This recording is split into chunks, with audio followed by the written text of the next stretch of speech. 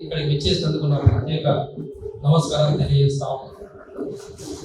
ఈరోజు ఈ కార్యక్రమానికి విచ్చేసిన మాజీ బీసీ కమిషన్ చైర్మన్ గారు మరియు మాజీ భాషా సంస్కృతి చైర్మన్ గారు మరియు కుమారస్వామి గారు మరియు ఇతర కుల సంఘాలు, బీసీ సంఘాలు, ప్రజా సంఘాలు, న్యాయవాదులు అందరికీ నా యొక్క ప్రొఫెసర్స్కి నా యొక్క హృదయపూర్వక నమస్కారం తెలియజేస్తున్నాను. ఈరోజు ముఖ్యంగా ఈరోజు సోమాజిగూడ నందు బీసీల ధర్మ పోరాటం పేరిట ఈరోజు జనాభా గణనలో కులగణన మరియు బీసీల మంత్రిత్వ శాఖ మరియు బీసీల వర్గీకరణ అనే అంశం పైన ఈరోజు రౌండ్ టేబుల్ సమావేశం ఏర్పాటు చేయడం జరిగింది. మరియు అందరూ ఈరోజు కుల సంఘాలు, బీసీలు అందరూ రావడం చాలా సంతోషమైన విషయం తెలియజేస్తూ ఈరోజు స్వాతంత్ర ఉద్యమంలో ఈరోజు స్వాతంత్ర సమర యోధులు వాళ్ళ ప్రాణాలకు తెగించి భారతదేశానికి స్వేచ్ఛ, స్వాతంత్రం తీసుకురావాలని వాళ్ళు పోరాడి ప్రాణ త్యాగాలు చేసి బ్రిటిష్ పాలన నుంచి విముక్తి పొందిందే భారతదేశం. ఆ భారతదేశంలో బడుగుల జీవితాలలో ఆర్థిక అణచివేత, రాజకీయ అణచివేత, ఆ విముక్తి పొందకపోవడమే చాలా బాధాకరమని తెలియజేస్తా ఉన్నాను. అంతేకాకుండా దేశంలో సగభాగం, దేశంలో సింహభాగం బీసీలు, దేశంలో మెజారిటీ ప్రజలు బీసీలు, అంతేకాకుండా దేశానికి వెన్నుముక బీసీలు. ఈ రోజు దేశ నిర్మాణంలో, దేశ అభివృద్ధిలో కీలక పాత్ర బీసీలు. అలాంటి బీసీలు ఆర్థిక అణచివేతకు, ఆర్థిక దోపిడీకి గురి కావడం చాలా బాధాకరం తెలియజేస్తా ఉన్నాము.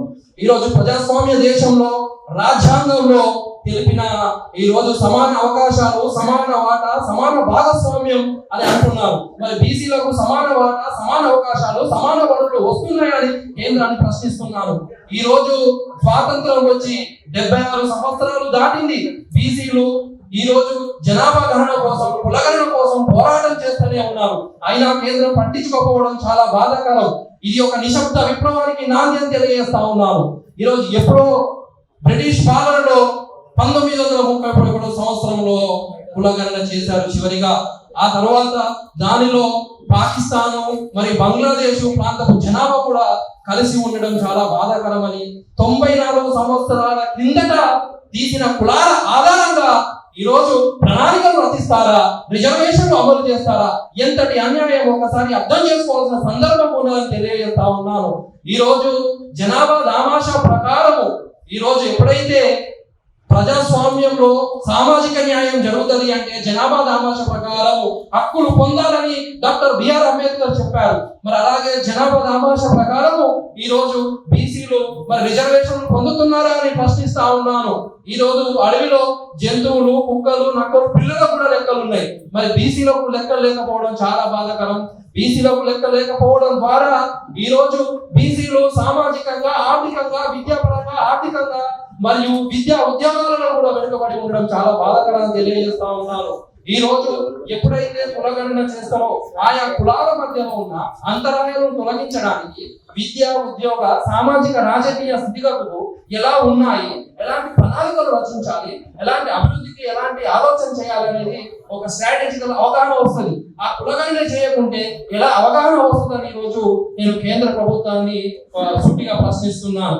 అందుకే కులగణన అనేది అవసరం. సామాజిక న్యాయం, కులగణనతోనే సామాజిక న్యాయం జరుగుతుంది. కులగణనతోనే సమాన అవకాశాలు వస్తాయి. కులగణనతోనే ప్రతి వర్గానికి సమాన అవకాశాలు వస్తాయి. కులగణనతోనే 70 కోట్ల బీసీ ప్రజలకు న్యాయం జరుగుతుందని తెలియజేస్తా ఉన్నాను.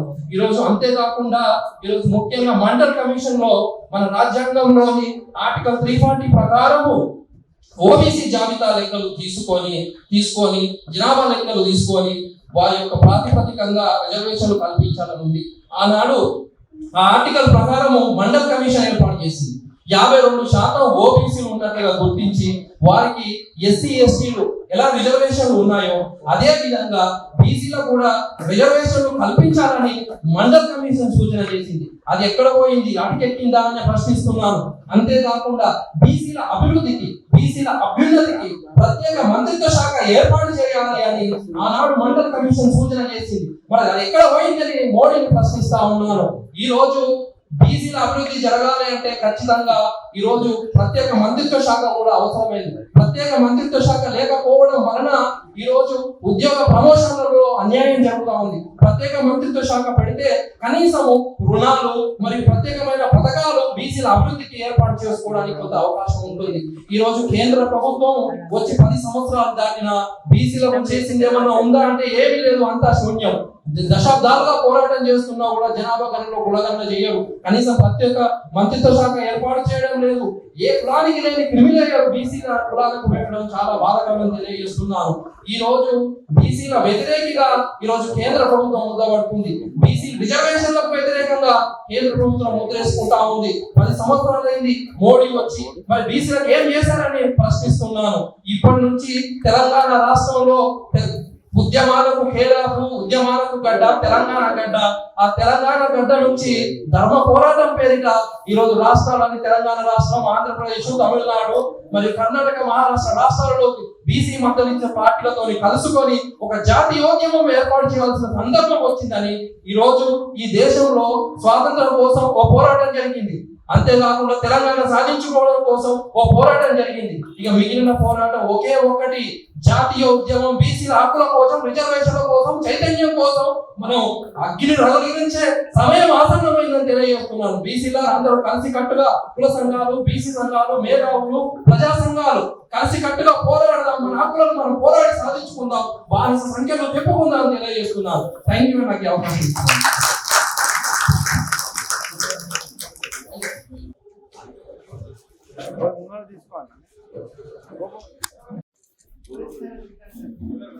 ఊలే ఆశయాలను కొనసాగిద్దాం.